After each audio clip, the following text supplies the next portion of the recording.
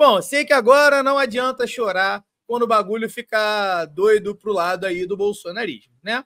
Afinal, é unânime, desde o ato do Bolsonaro no domingo passado, o governo, o Congresso e o Supremo concordam. Não vai ter anistia. E, bom, espero mesmo que não tenha anistia. Gostando do vídeo? Então se inscreve no canal, ativa o sininho e se puder ajuda a gente fazendo o Pix, tá aqui na tela. Pode ser 2, 4, 10, 17 milhões, quanto você puder. Obrigada. No último domingo, o ex-presidente, Jair Bolsonaro, convocou uma grande manifestação na Avenida Paulista. Todo mundo viu isso, né? E aí os números estão abertos para debate. Segundo vou usar o número dos pesquisadores da USP, porque eu tenho que ser pró-ciência, contou com 185 mil pessoas ali no auge, o que é gente pra caralho, tá? Agora, segundo o Nicolas Ferreira, foram milhões de pessoas, o que é impossível, que não cabe na Paulista. E, bom, tá. Nela, manifestação, o inelegível e seus aliados baixaram o tom e pediram que todos os financiadores, mentores e executores dos atos golpistas, entre eles o do 8 de janeiro, sejam contemplados por anistia. Bom, eu acho que você que está aqui acompanhando a gente sabe muito bem o que o Zona Curva pensa sobre anistia, né? E o que todo mundo deveria pensar. Inclusive, quando o presidente Lula estava assinando o termo de posse dele lá no Congresso, teve um brado forte pra cacete e importante de sem anistia, que tem que ser honrado. Não é? Vocês não acham? Ou a gente vai passar pano para milico golpista de novo? Lembrando que se a gente já não tivesse passado pano para milico golpista, a gente não teria passado por isso agora, né? Então é importante não anistiar para daqui a 10 anos essa porra não acontecer de novo. Então vamos lá. Desde então, a movimentação bolsonarista escalou nesse sentido, seja nas redes sociais ou nas pressões dentro do Congresso Nacional. Mas aparentemente não funcionou.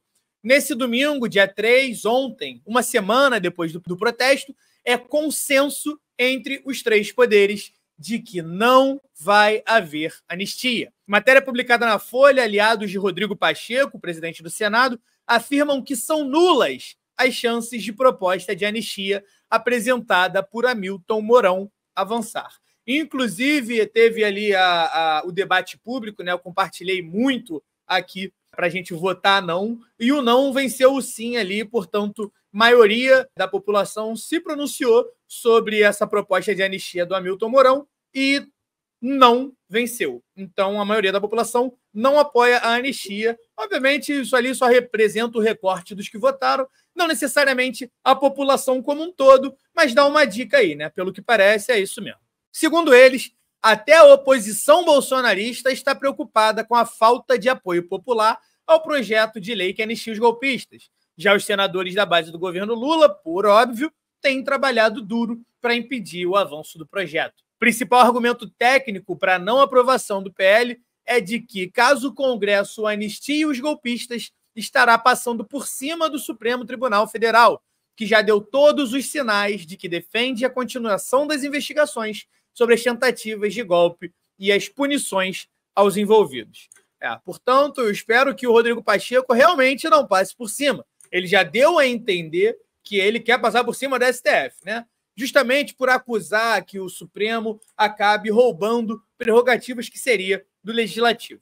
Segundo ministros do Supremo, não punir crimes contra a democracia e o Estado Democrático de Direito os coloca em perigo, assim como a própria Constituição de 88. Abre aspas. Nós somos o Supremo do Supremo? Isso não faz sentido. É a justiça que deve entrar nesses detalhes. Se atentou contra a democracia, tem que ir para os rigores da lei. Isso foi uma resposta do senador Marcelo Castro, do MDB do Piauí, quando questionado aí sobre esse assunto da anistia, né? Do lado petista, Jacques Wagner diferenciou a anistia do período pós-ditadura militar e a proposta atual. Para ele, o fato de termos vivido um regime de exceção naquele momento justificava a anistia, que tinha como objetivo pacificar o país. Mas dessa vez não é o caso, pois tivemos eleições, um presidente eleito tomou posse e, segundo ele, o país está pacificado. Abre aspas. Se a pena está forte ou fraca, não é comigo, não sou do judiciário. Em outra reportagem da Folha, ministros do STF disseram em off que não há chance de que Bolsonaro, caso condenado, assim como outras figuras acusadas de golpismo, seja anistiado. Os magistrados garantem que, cedo ou tarde, todos serão julgados na corte. Que delícia, hein? A avaliação dos ministros seria de que Bolsonaro e seus aliados sabem que tem poucas chances, mas usam o tema para mobilizar as suas bases. E é ano de eleição, irmão, então a base tem que se manter aquecida mesmo, tá ligado? Até para ele conseguir manter alguma relevância aí como cabo eleitoral. Também disseram que uma suposta anistia aprovada pelo Congresso não teria qualquer efeito prático e provavelmente seria anulada pelo Supremo.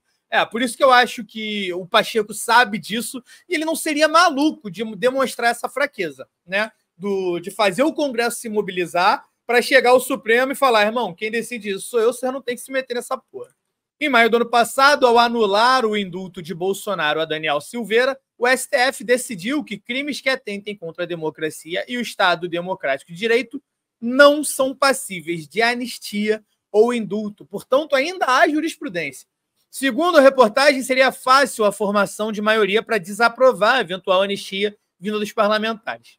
Dentro do Supremo, eu só consigo me imaginar o Nunes e o Mendonça votando contra isso.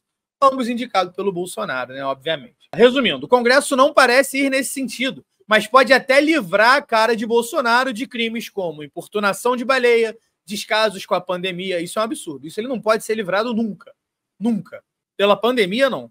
Falsificação de documento de vacinação, roubo de joias sauditas que deveriam ir ao acervo da República, pesca ilegal, importunação de crianças venezuelanas, corrupção e uma série de outros. Mas se condenado por atentar contra a democracia, não haverá escapatória. E não tem que ter mesmo, irmão. Bom, no rol de crimes que o governo militar do Bolsonaro e o Bolsonaro cometeu, tem também o que está sendo a grande notícia aí dessa segunda-feira. Isso ainda não é visto como um crime, mas cedo ou tarde pode ser, né? E aí não é justamente culpa do Bolsonaro, e sim de todo o lobby armamentista que rola dentro do Congresso, principalmente.